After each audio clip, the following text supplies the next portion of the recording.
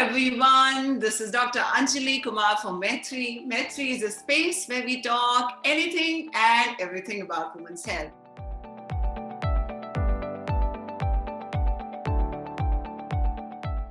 So happy to welcome you, Neha. And I know everyone out there is waiting for a nutritionist to talk about dietary tips in PCOD. So let's get started. Oh, thank you so much, Dr. Anjali. It's a pleasure. So, Neha, what do you think are the problems in diet today, which are the reasons for the PCOS epidemic nowadays? I think today the diet is very processed, chemicalized. It's not as natural as our ancestors ate. And that creates a lot of imbalance in our hormones because our hormones are built and created and produced with the help of the food that we eat, because food is the raw material. So when we are eating foodless food, sugar loaded food, the bad fat loaded food like saturated fats and all the processed fats and trans fats, our cells really don't get the nutrients with which they can produce the right hormones, and our glands cannot perform their function well. And I think that is what is creating a lot of problem when food is concerned for PCOS.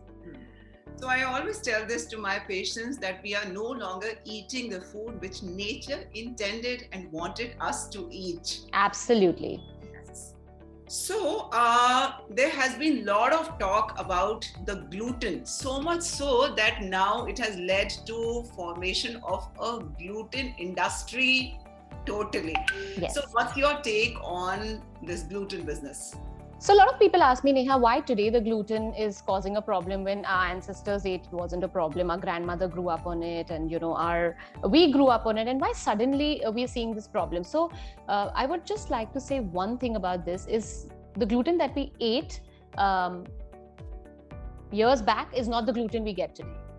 The gluten is highly processed, it's hybrid, it has a lot of other proteins. It's not just the gluten, it's a lot of other proteins which is going in the modern wheat, which is what is causing the problems such as leaky gut and irritating the gut lining and causing allergies and sensitivities. And from there, a lot of inflammation, which then causes PCOS. So gluten it's not only the gluten, it's the modern wheat actually, which is the problem. So, do you want to give this message to people that they should not really eat the chapatis and parathas which our grandmoms and moms had? So there are two ways to look at it. You either do an organic version of it, or you do substitutes for it. So you try to find an organic local version of your wheat which is not processed and it's made from the ancient seed, which is very difficult to find, or you just get other alternatives for it such as millets, like that is jawar, ragi, bajra, amaranth. There's so much you can play around with. And also you get another kind of wheat called khapli wheat, which is emmer wheat, which is still the primitive variety of wheat, which has lesser gluten and is not damaging to your gut like the modern wheat. Okay. So there is another controversial issue, which is about dairy. So what's your take on that? So I'm a vegan. If you ask a vegan about dairy, I can go on and on for hours. But if I have to finish this in a minute, then probably. So the dairy industry is really, really, manipulated in a very bad way, which is affecting our health. The hormones, the injections, the antibiotics, the chemicals which are being injected into the animal, the food that the animal is eating, the environment in which they are breeding is very, very toxic. And that is something that's getting into the milk, getting into our body, and that's why girls today are getting PCOS way faster than their age. They're getting a lot of hormonal issues, fibroids, estrogen dominance, because all of this is coming from the food we're eating, and of course stress and lifestyle plays a role. But so for the dairy, I would really I would urge the young girls to try more dairy-free alternatives such as almond milk, coconut milk, oat milk. And you can play around a lot with other stuff, and it's really tasty and healthy. So do lesser dairy and you'll actually see your hormones getting better. I've seen it in my practice. So yeah. Okay, so to everyone, also scientifically, milk has something which is known as the insulin growth factor. IGF-1, yes. This is something which is known to cause growth. That's how a newborn baby grows, because the baby gets that IGF-1 from the milk. Yes. It's supposed to make you grow. And these days, we are actually drinking milk of the other animals, which was supposed to be for their newborns. That's true. We need to understand that. Plus, like Neha said, today there's a problem with commercial dairy. So do try other non-milk alternatives and you will visibly see the difference. Absolutely. Yes. Also, a lot of patients, they come to me, they say we've been going to gym and the gym instructor told them to take a high protein diet. Yeah. People are trying keto diet, which is a high fat diet. So what is it? Somehow I feel as a doctor, it has to be a healthy mix of everything, the macro and the micronutrients. So is it really important to go high protein or high fat or what? I'm sure you know what I'm going to say. I really don't believe in that. I feel keto is the worst thing you can do to your precious body because you're really putting it through so much of hard work to digest all the excess fat and protein, and your poor liver is doing all of that. So I think you're really pushing it beyond its limits. And after that, you'll see instant gratification, you'll see some quick results, but it's really not sustainable. It's not something that's going to keep you in the healthiest self for your later years. And when it comes to protein, I think it's a very overrated nutrient. Nobody dies out of a protein deficiency. Yes, absolutely. I'm so glad you said it, Neha. We need the excess protein sold to us, the protein exactly and what not. I'm absolutely not against you doing a decently protein-rich diet in your natural ways, like coming from your nuts, seeds, sprouts, and focusing a little more on, protein-rich foods in your natural diet. That's great because we get all the amino acids we need from all the foods we are eating, including our greens, including our veggies, including our fruits. So we really don't need complete protein in every meal the way we have said, eat chicken, eat fish, eat meat, have dairy products in every meal. That is something that's going to damage your health. You need more plants. Plants have a lot of protein. You need more seeds, you need more nuts, you need more roots and tubers because they have the minerals which allows the protein to also be synthesized in your body. Where's the magnesium? Where's the potassium? Where's the iron? Where's the zinc? Nobody talks about that. Everyone's only talking about protein. It's like the god of nutrients. But guys, you're not going to ever die out of a protein deficiency. Eat a healthy, balanced diet and you get all your amino acids. As simple as that.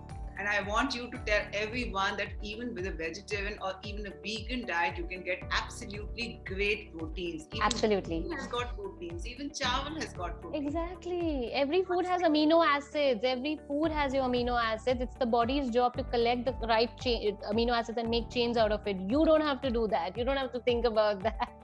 I'm so happy that we brought out this point. Yes, another thing is, what about supplements? Do you really think that today our diet is so deficient that we need to be depending upon this so many supplements? There is a full supplement industry thriving. Yes. There is a PCOD business going on everywhere. So do we really need that? So I am not against supplements, but I'm against all the unnecessary supplements. Like, just putting people on everything just because one size fits all. No. But if you really know how to work your way up with supplements with the right diet, it can be really therapeutic. So like for somebody who's not able to sleep, putting them on a melatonin or a magnesium, somebody who has a lot of body aches, pains, and you're seeing symptoms where their magnesium can be low, because again, magnesium on blood test is not really something that's reliable because it's inside your cell. So doing a good quality magnesium for them calms their nerves. A good quality melatonin, if you're not able to sleep well for some time, helps you to set your circadian rhythm. Probably doing a good probiotic for your gut health, or doing omega-3, vegan omega-3 for inflammation. I think these are something that I really play around with my clients, and I've seen some great results. But then again, it's very specific as to what someone needs. If someone doesn't need anything, I really don't give them even one supplement. And of course, you also have to keep checking your D3, B12 levels, because if that's low, you're not making the hormones that you need. You're really not producing the stuff your body needs to function. So I would say the message here should be that just don't buy what has been sold to you. Always take advice of your gynecologist, absolutely, nutritionist, and then only decide what has to be taken. Absolutely. Another quick thing is, weight loss really required for PCOS? Of course, I know weight loss will bring in great results, But I know people hitting the gym and over exercising to achieve that magic figure on the weight loss. And somehow I fail to understand, our grandmoms and moms were never like Kareena Kapoor, but somehow they never had PCOS. So Yeah. that means there's a bigger story to PCOS than just the weight number. Absolutely, absolutely. I think the story behind PCOS is the toxic exposure we have, the stress levels that we are not able to manage, the poor sleep quality, the poor food quality. I think all of it, the toxic load in your body, the infections, the microbe, the bad bacteria, bad viral overload in your body, which all leads to the toxicity in your system, which eventually can affect your reproductive health. But when it comes to exercise, I think most people are overdoing it, and most people either they're underdoing it or they're overdoing it, but there's no middle path. They don't understand that you really don't need to overdo something.